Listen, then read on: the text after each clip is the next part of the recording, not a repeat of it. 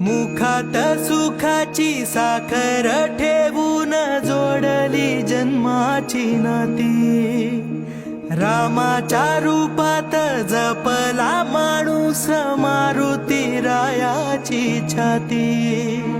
वाघाची लीलानी कपाळी टिळा तू जेडंधारासाठी, भनक भीतीची नवती भवती आभाळ रे माझ्या पाठी। देऊन किनारा मनाच्या होडीचा सारंग हरवला, माझा